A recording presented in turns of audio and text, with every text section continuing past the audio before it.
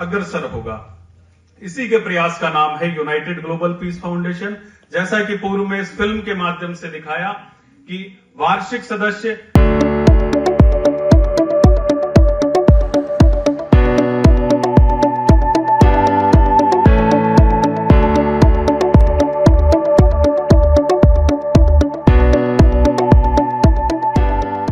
United global peace foundation Jaipur द्वारा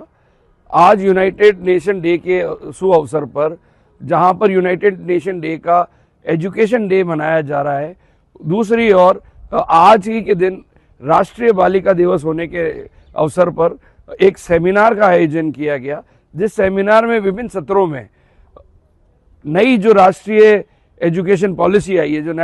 national education policy है, उसके ऊपर विभिन्न सत्रों में विभिन्न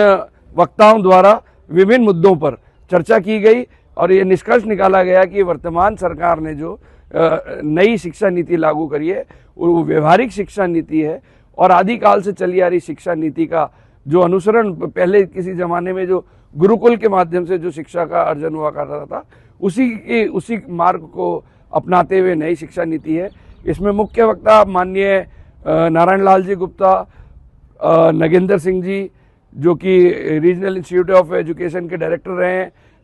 प्रोफेसर नारायण लाल जी गुप्ता जो कि फिजिक्स डिपार्टमेंट के एचओडी हैं गवर्नमेंट कॉलेज के, अरविंद जी पारिक जो कि बॉटनी डिपार्टमेंट के एचओडी हैं, उसके अलावा एक्स वीसी लोकेश जी शेखावत ने लिया, ex chief secretary of Rajasthan आदरणीय श्याम सुंदर जी अग्रवाल। इस प्रकार के विभिन्न वक्ताओं ने ग्लोबल पीस फाउंडेशन के सभी डायरेक्टर्स के साथ इस कार्यक्रम को संपन्न करा। आज यूएन एजुकेशन डे के उपलक्ष्य में यूनाइटेड ग्लोबल पीस फाउंडेशन के द्वारा महर्षि दयानंद विश्वविद्यालय के स्वराज सभागार में एक यूएन एजुकेशन डे का कार्यक्रम आयोजित किया गया। एक दिवसीय सेमिनार, 2 सत्र में सेमिनार आयोजित की गई और यूनाइटेड ग्लोबल पीस फाउंडेशन का ध्येय, यूनाइटेड ग्लोबल पीस फाउंडेशन का उद्देश्य सेवा परमो धर्म के आधार पर वसुधैव कुटुंबकम के वाक्य को ध्येय में रखते हुए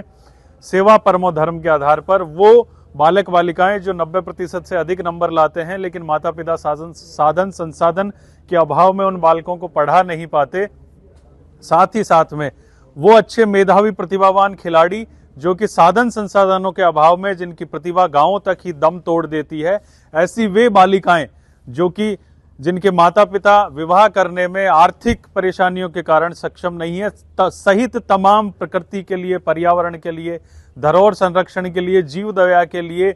गौ संरक्षण सहित युवा सशक्तिकरण, महिला सशक्तिकरण के पवित्र 11 उद्देश्यों को लेकर ये यूनाइटेड ग्लोबल पीस फाउंडेशन बनाया गया, जो